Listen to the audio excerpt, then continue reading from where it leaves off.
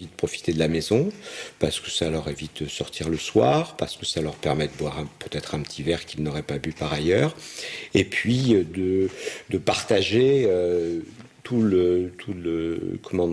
dire, pendant tout le séjour, la présence de Nathalie, de moi-même, et pas seulement louer une chambre comme on peut le faire dans un hôtel.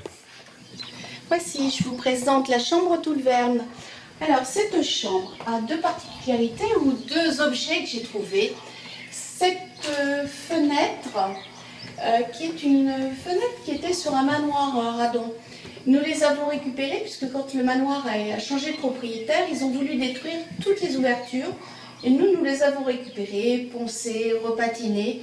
Et nous avons pu en profiter pour les remettre dans nos salles de bain et faire des ouvertures, surtout des puits de lumière, ce qui était très important pour nous.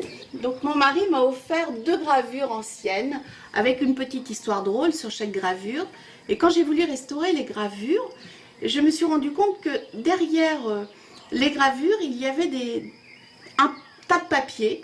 Et là, j'ai retrouvé par hasard donc un dessin, enfin des dessins qui ont été faits par un architecte anglais en 1836, donc d'un cottage anglais et d'une chapelle. Enfin, c'est plus qu'une chapelle puisque c'est une abbaye.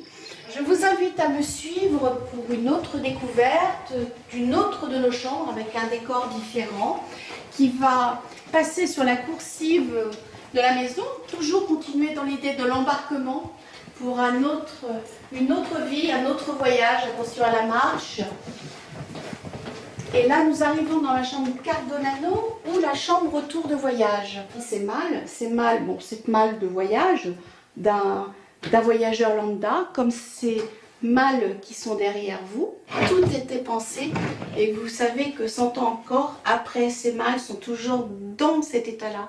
Et qu'elles roulent puisqu'elles sont posées sur des roulettes. C'est encore un autre voyage.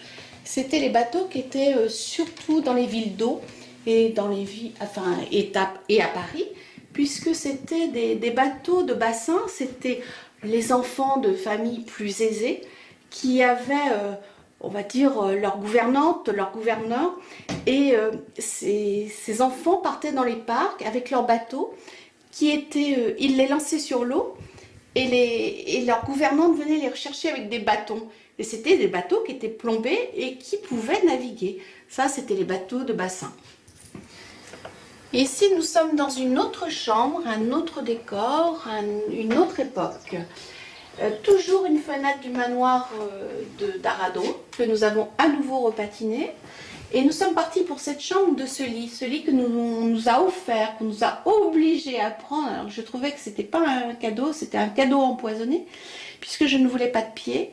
Et en réfléchissant, c'est un lit de 160 qui est assez rare. C'est un lit d'un manoir et c'est un lit de Louis XVI, enfin d'époque XVIe, donc exceptionnel dans sa taille.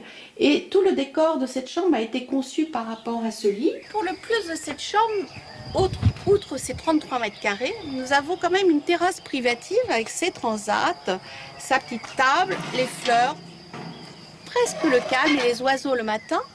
Et moi, je vais m'asseoir et je vais vous dire, garçon, un thé.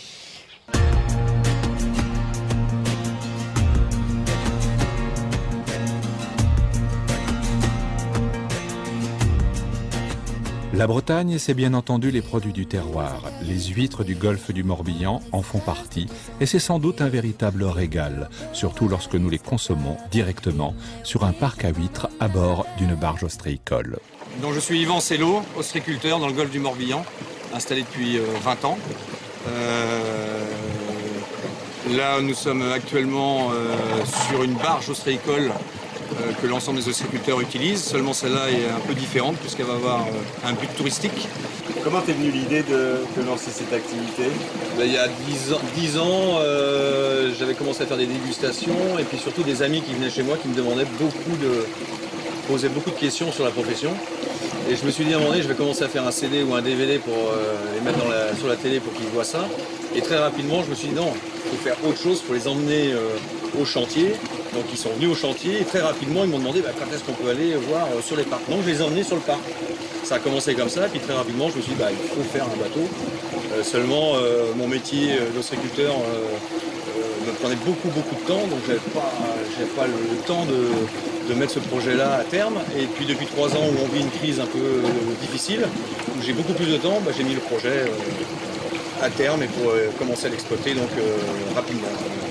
Ça sont des huîtres qui ont été élevées sur l'estran dans le golfe du Morbihan, donc en poche. Donc les poches, ce sont des sachets en plastique noir qui découvrent à basse mer. Donc depuis 2 ans, elles sont à cet endroit-là, donc à 500 mètres d'ici, à Gavrinis. Donc on les a travaillées pendant 2 ans et au départ elles sont nées en Charente.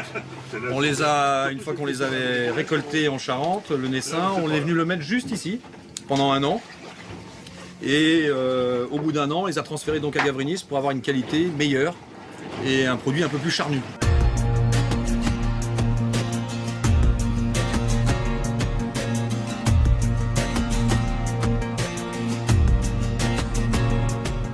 C'est un plaisir et c'est encore une découverte. C'est mieux que la maison dont on C'est pas possible. On va le proposer à nos autres. Ah oui, C'est là, vraiment exceptionnel. Ça ne peut être qu'un complément entre eux et nous. La matinée passée sur une barge à déguster des huîtres ont donné de l'appétit à nos 2 propriétaires. Nous allons donc nous arrêter dans une petite maison de pêcheurs, nichée au fond de l'anse du Pau. Quelques tables serrées autour d'une vaste cheminée et au milieu, le patron. J'accueille les clients, j'ai tendance à essayer d'avoir toujours un mot gentil pour tout le monde. Je prends les commandes, j'essaye de faire en sorte de fédérer la cuisine avec la salle. Et puis que tout le monde travaille dans un esprit bon enfant. Vous savez, la restauration, c'est pas toujours facile, mais on y arrive. Alors, voilà, je ne vous ai pas vu arriver. Bonjour Marc. Tu vas bien? Oui. Et toi? Impeccable. Alors voilà, je m'appelle Leclerc Dominique, je suis grillardin à la Calypso. Grillardin, c'est-à-dire que je m'occupe de cuire les poissons sur la grillade. Alors, si vous voulez, là où il y a une grosse différence, c'est entre le vapeur et le grillé.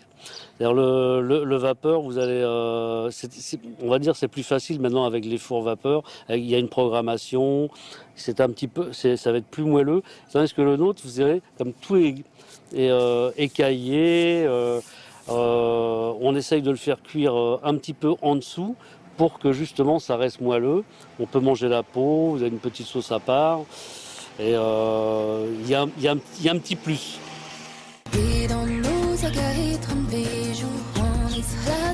Au Val de Brangon, tous les objets de la décoration ont été chinés par Patrick et Nathalie. Les arrosoirs sont numérotés et chaque objet est posé à un endroit bien précis. On a même détourné des volets pour les poser dans le jardin, rien ne se jette. Patrick ne fait pas la cuisine, mais il est toujours attentif au menu que prépare Nathalie pour la table d'hôte. Ce soir, je prépare un dos de cabillaud sur un lit d'endive et de jeunes poireaux de bio de Baden. D'huile de basilic et d'huile d'olive. Voilà, quelques épices. Alors ce sont même pas des épices, c'est un sel arrangé. Distribué sur par un magasin de Pont-Aven. Et c'est beaucoup de sel, ils ont beaucoup de sels différents. Ils ont du sel au poivre, du sel au piment d'Espelette, aux algues. Donc en fonction de mes humeurs, je mets l'un de mes sels. Et là, je vais les faire gentiment revenir, fondre, et ce fera la base de ma papillote ce soir. C'est au naturel. Et j'ai persil frisé et persil plat. Je fais moins que d'habitude. Avec les mains.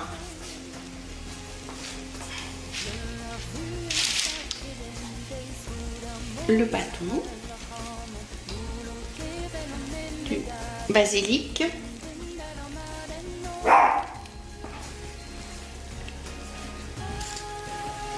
Toujours la couleur. Séchée, confite. De l'huile de basilic. Moulin.